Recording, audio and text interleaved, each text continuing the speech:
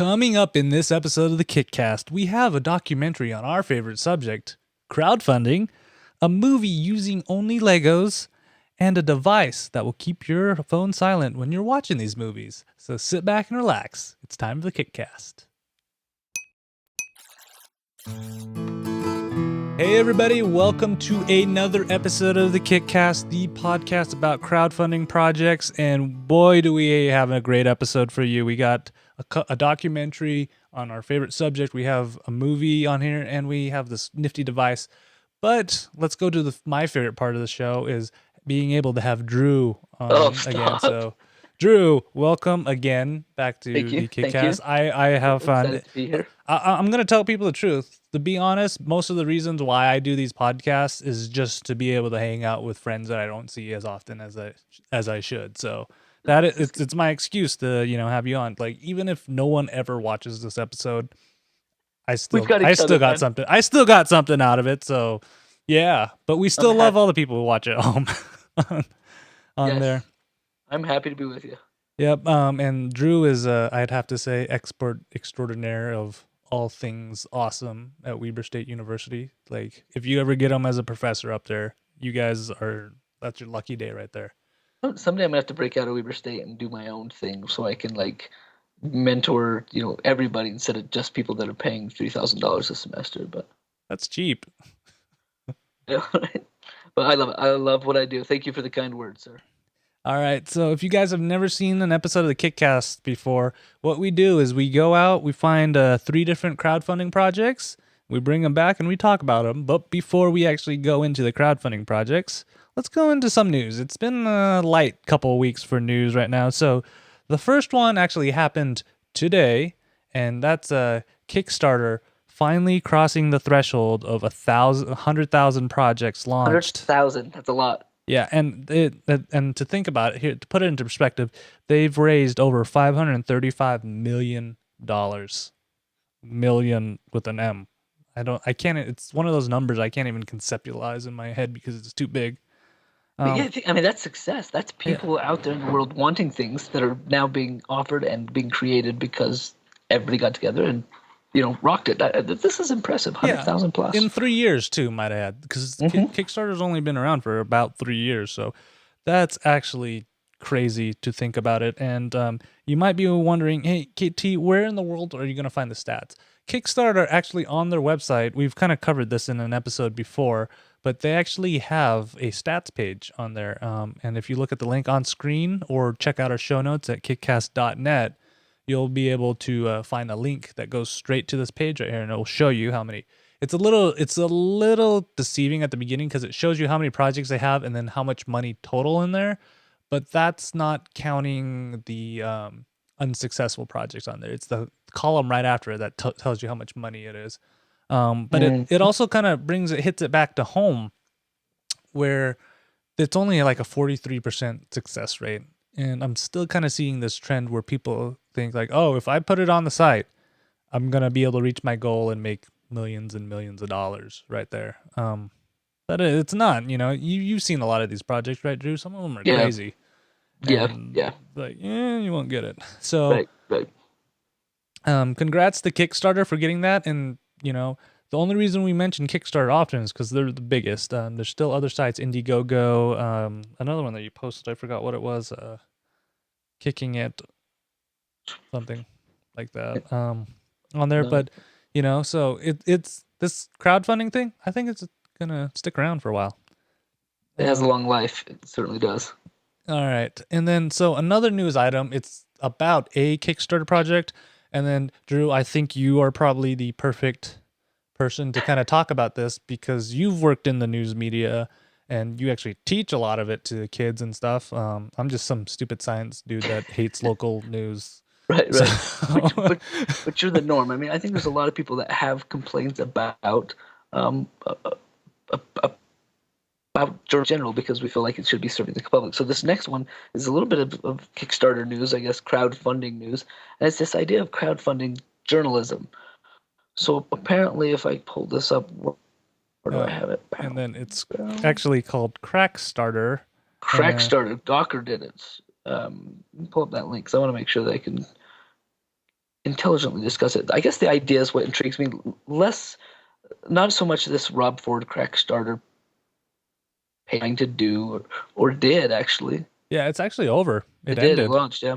So for me, I'll give you a quick breakdown of what this one is, and then I want to discuss a little bit more about just the implications overall. So this is basically what we call crowdfunding journalism. The idea that you can raise funds through a crowd to, in this case, release information that would, to the public.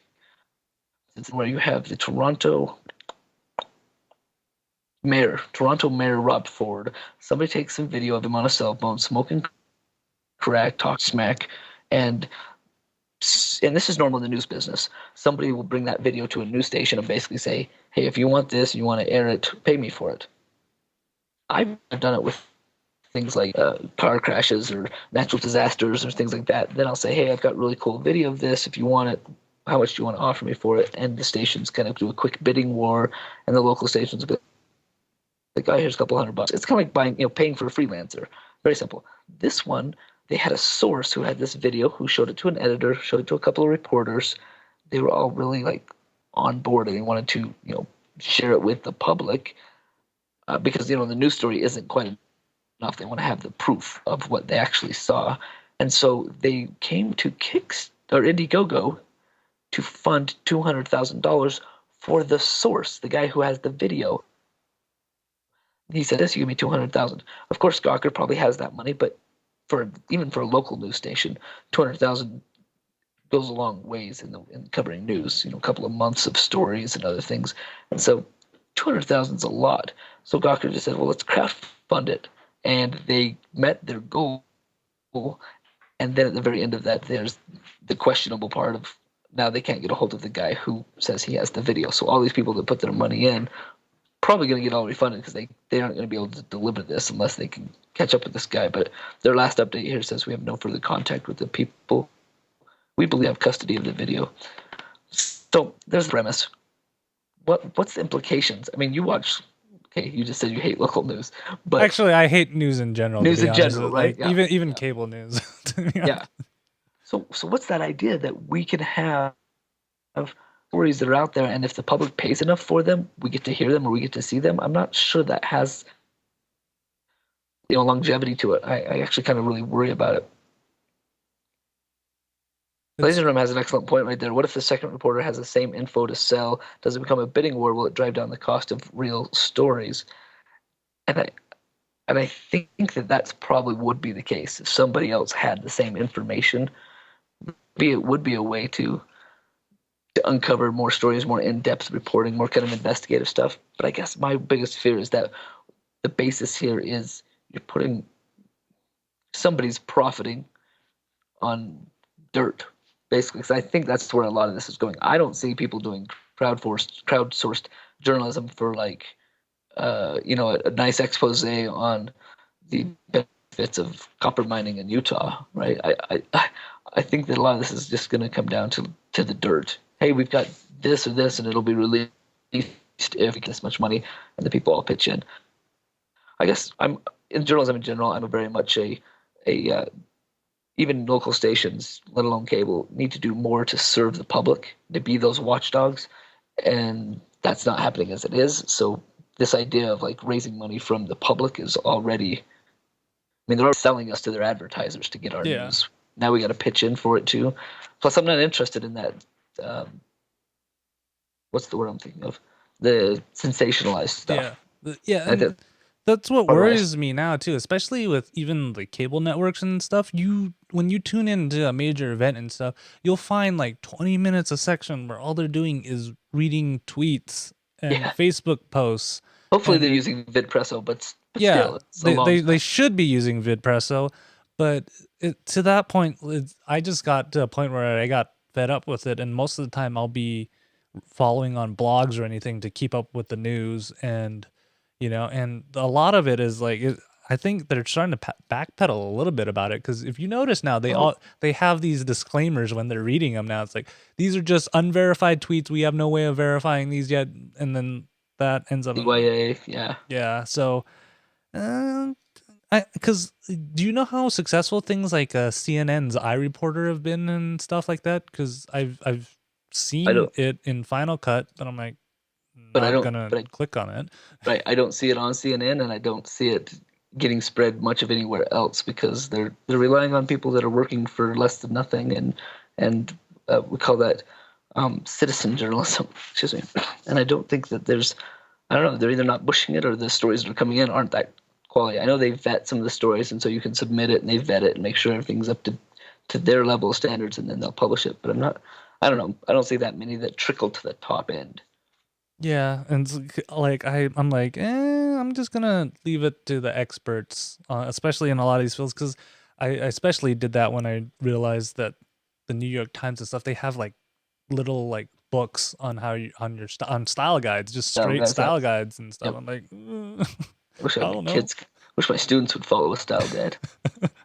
All right, that's Yeah, anyway. That's my thought on that news. It's an interesting take. I hope it doesn't go much farther than that. It is yeah, because exactly what Laserman pointed out. It's kind of like TMZ, where you have to pay for your own dirt. I'm not on board.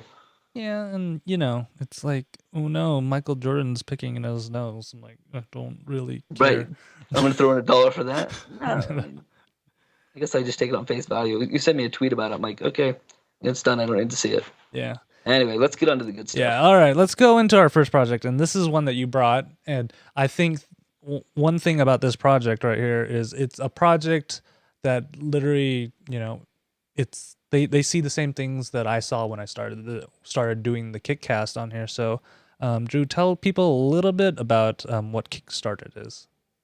So this is on Kickstarter, and they're basically a couple of filmmakers that want to document the crowdfunding revolution, and so they're asking for 85,000 in the next month so that they can kind of fund the production of an original documentary about crowdfunding, um, the whole revolution, the people behind it. This is if you read through it and you kind of get an idea of what they're talking about it, they want it to be kind of an open, honest look at the culture, the creativity, the entrepreneurship behind it, the stuff that's fueling it. They've got a great budget breakdown. Looks like a majority of stuff is going to pay for route crews and rewards. Um, I I think they're pretty legit in what they've got here in their breakdown. I mean, it sounds like a standard breakdown in a filmmaking world. The equipment's 15%, crew is 18%, post production 15%. It's looking legit in that regard. The rewards are pretty funny. Well, I'll let you look at them, but basically, they're their success story, Kevin Bradley, and they made this. I don't know if you can show that, but they I can't say it. I won't say it. Oh, Crowdfunding. This is yeah. where it's at, right? You see it? Yeah, I don't know if I so can put that on we there. won't say it on the audio version, but There you if you go. guys have the video version and if you're listening to the audio version, go back to kickcast.net and you can look at the video version. I'll have it on there. And if you love Yeah, crowdfunding, maybe this is cool. A little yeah, tote that says crowdfunding. This is where it's at. yeah. Um, and I think they see the same things that we saw in it, and I love, you know, part of the thing that draws me to crowdfunding so much and why I believe in it is people's creativity, their passion So, behind these products. You know, you get a couple of those products here and there where people are like putting stuff up because they think they're going to make a gazillion dollars off of it. But then you meet those people who you can totally tell they believe in their craft and they really want to take it to the next level. I mean, one of the people yep. that reminds me so much of this is actually the Throwboy guy, Roberto, that we I think I covered in 2 Oh, episodes yep. past. Yep. The actual pillows and stuff. And like if you go back and look at his update on when he got funded, he was almost speechless. And it's like he's like, I don't know what to say. Thank you guys so much. And I've been talking to him on Twitter and stuff, and you can tell he genuinely Yeah. believes in his product and he just wants to take it to the next level. And it made me feel good to help him, you Yeah. know, take it to I that would next level. I would hope that they'd find some of those people to interview for this story. And it looks like they've got other interviews shot and ready to go from Amanda Palmer, Zach Braff, people, the whole gambit, people that you would know. And I'm hoping that they have a lot here that you don't know in the crowdfunding scene, like those kinds of success stories. But I have one big reservation about this, but I'll let you throw down your Okay. thoughts. All right. So, and then the first of all, like, I'm glad you kind of mentioned those production costs because one, I know to make a really good film, you gotta cash out some dough for it. And then Hmm. some of you guys are like, "Oh, but KT, like your stuff looks really nice." You don't want to realize how much money I've put into all of this. Um, on there. So that's one thing, and I love them that they're part of it. They're finding all these big names on there, but I like you said, I really hope they go find some of those indie little shops that just needed a couple $100 to get their idea rolling. And I know a lot of some of these people. They're like, I never thought I'd be able to make this dream happen, and all these people believed in me and helped me out. And so I think they'll be good. The one thing that kind of annoyed me a little bit, and you guys probably know this by now, I actually call this crowdfunding video rage, is when I actually watch these videos, the one thing that a little annoyed me is that I don't think they use really good mics and audio recording Yeah, technique. I don't think they used mics at all. I guess that's the biggest thing that makes me scratch my head. Like, yeah, if you watch like the video, the visuals and everything looks perfect, really good on there. But then you hear them talk and you hear all the room noise and the echoes, and I'm like, go. But Yeah, yeah. That's my reservation. If you're making a film, I mean, maybe that's what the first thing they're going to buy in their equipment category is some decent mics or a boom mic. But the fact that they're filmmakers sitting in a room that's so echoey, you know, I would think that at this point you'd. And we harp on videos a lot, I think. yeah, You and I. but I I think think at that point, it's important in a project, because what is the first thing you see when you go to most crowdfunding sites is that video on and you there. get the most information in the shortest amount of time. And for me, I think I kind of, I don't know, I just watched it and listened to it. And it was so hollow and so echoey. It was like they didn't try to do anything with their audio. They just shot it with whatever camera they had. It's like, oh, hey, we got this here. Let's just do it now. But There's many ways to get a better sound, and that worries me as well. yeah, it worries me because it's like, I'm like, okay, maybe they only did that part with that, but then they show you the interviews and you're still getting a lot of those echoes and everything. I'm like, oh boy. So, and Maybe okay, I will give you this. There's a chance that they recorded on a secondary device and they're going to put that into the post yeah, production and and then make it they'll all sync it pretty. together. Yeah, Because I've done that a lot. I like, that's the first thing I asked you. I like, do you know any of movie magic tricks that could possibly make the sound better on there? Because I don't. Yeah, Um, there's a possibility they're going to do something like that, yeah, but to let's put hope that so. I'm hoping. on KickCast, or at least even their own intro, and I just that worried me. I guess I don't know that I would back it based on that, honestly. I'm into crowdfunding. I love the idea. I'd love to see it, but at the same time, they want to capture this revolution and kind of show everybody what's going on. I'm watching it right now because you and I do this show. Hmm. I'm following it. I'm a part of it. I don't know that I need to get to the, some point in it, look back and go like, okay, here's somebody's perspective. As open, as honest as they want to make it. I'm not sure I'm interested in kind of looking back at the mirror because I've been living it, I guess. I don't know. Yeah, and I for me, okay, so if you guys have never watched the show before, we have a rating system: back, track, or sack on this.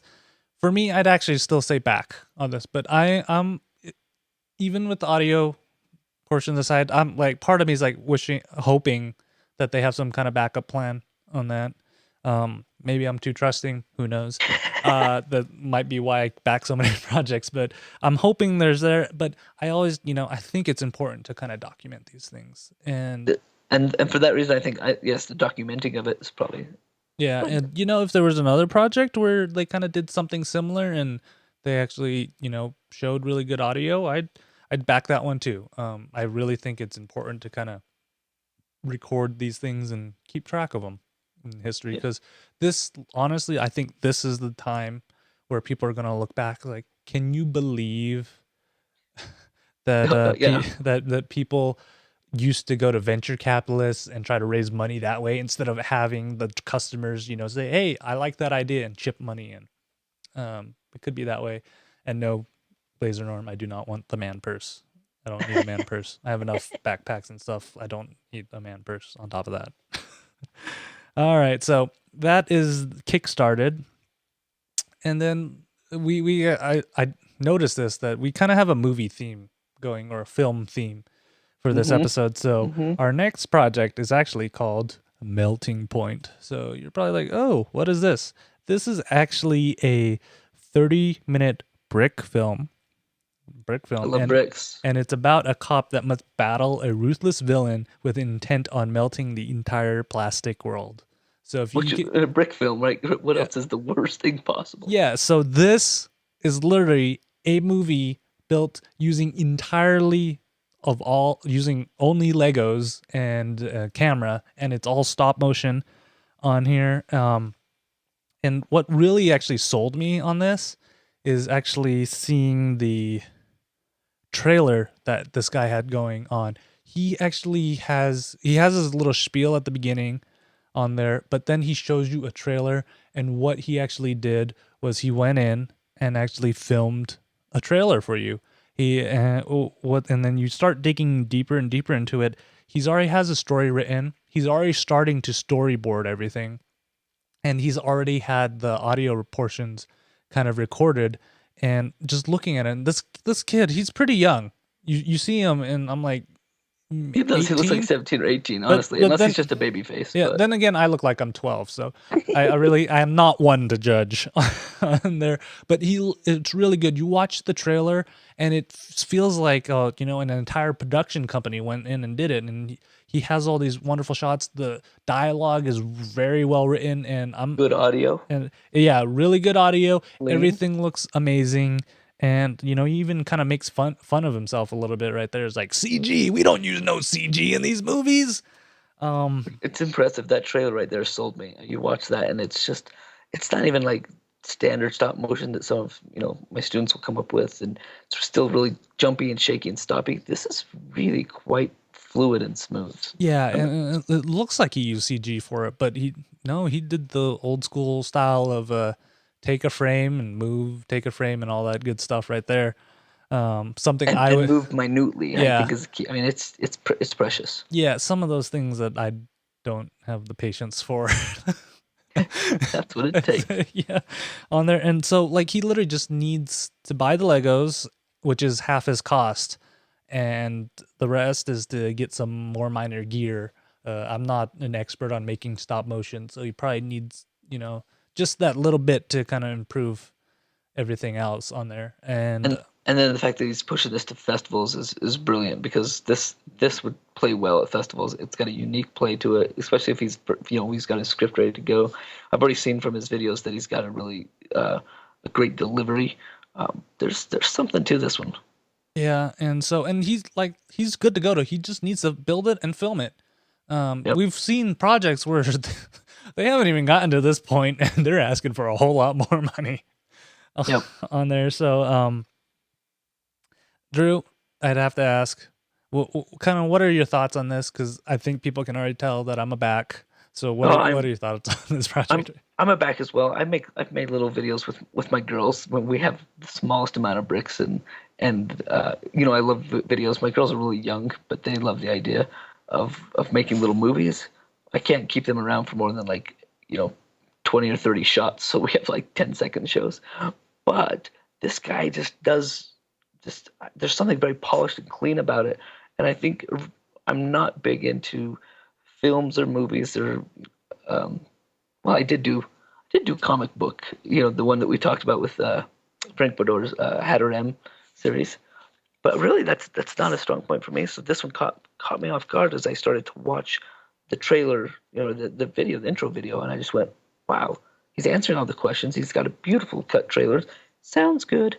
And I started looking at pledges right away. How high can I go? Because I really like it, and I feel like this guy's done the right steps in the right order. So I'm definitely backing this one.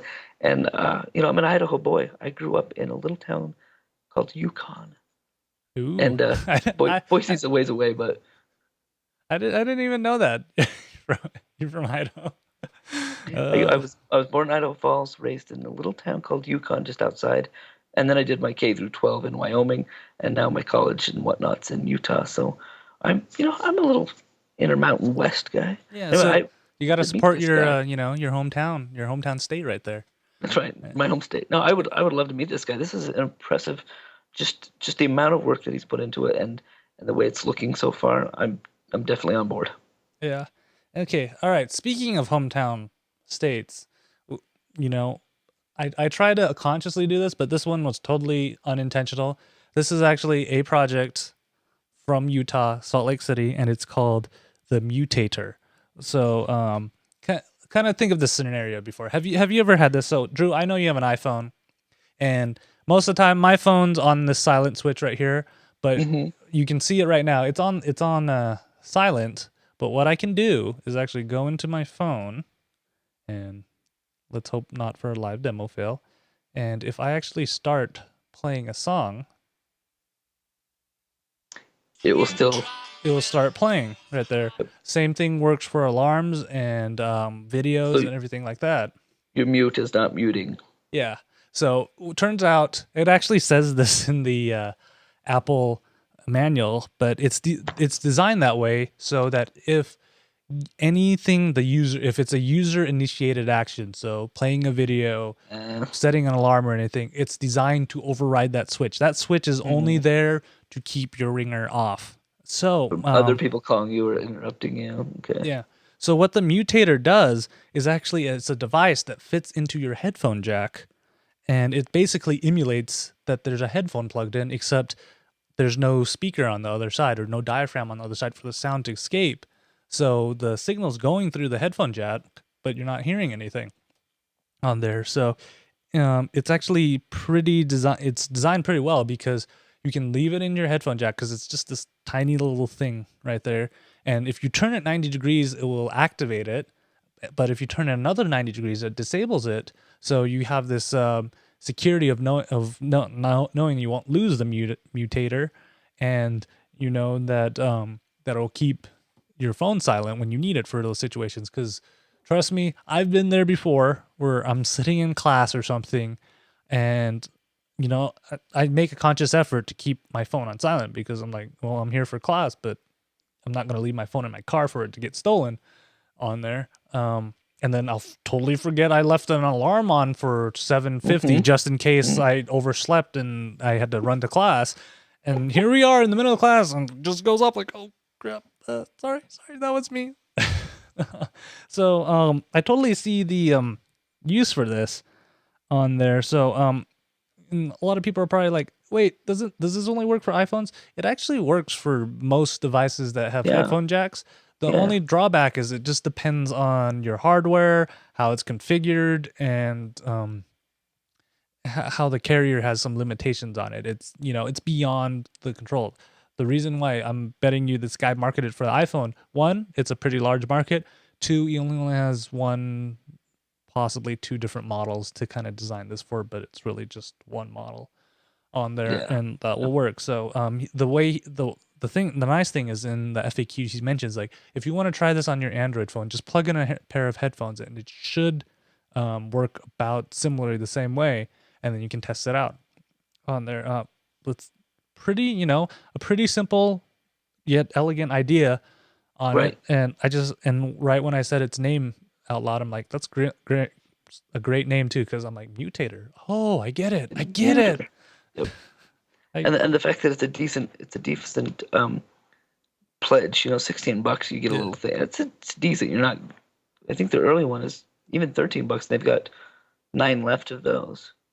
Yeah, and it's not like it's gonna totally protrude out, because I've seen those like charms and stuff that it sticks out the charms. and protrudes out. I'm like, well, I would get one of those, but I leave my phone in my pocket, and that's just asking to get it broken. This one, it's almost straight flat on the phone, so it lowers the chance of you accidentally breaking it off. Plus, I would put this on my phone or my iPad. Sometimes I'll let the kids, if I take them to church alone for some reason, if the wife's not there, because she's not a fan of iPads in church. But man, I get to hear so much more if my kids are plugged in.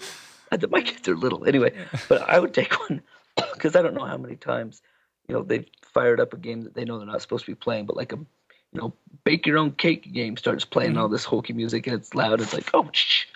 I was at kindergarten graduation, and the littlest one was playing with one of the phones, and from like 4 rows away, we hear Grover talking about the monster at the end of the book, and I'm like, oh no. So yes, the fail safe, pop that thing in, done. I'm backing it. Yeah, and for me, I'd have to say track, because I actually use that.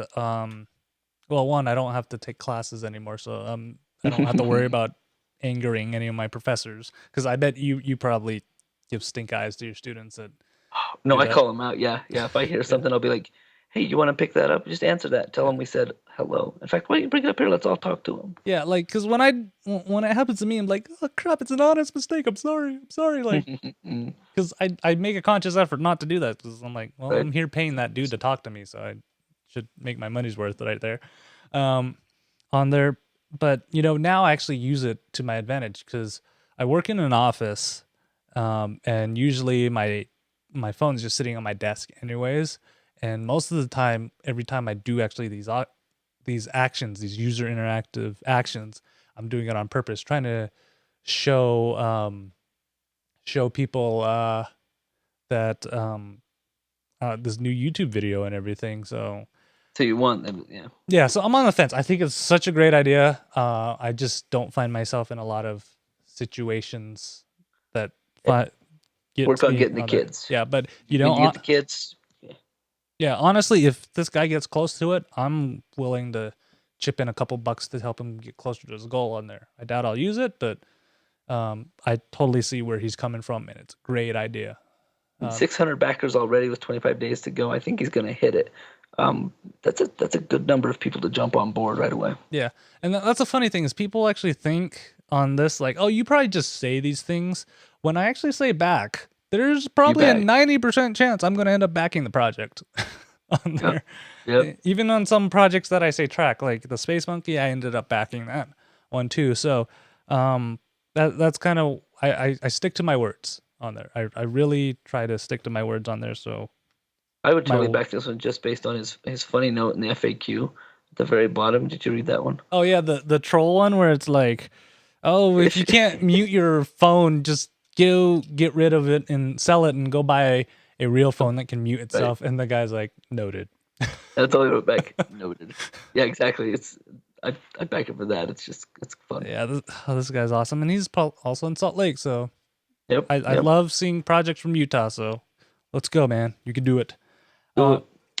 And that's actually all we have for this episode of the KickCast on there. And I swear, Drew, time literally flies when we do this. And I'm like, oh, man.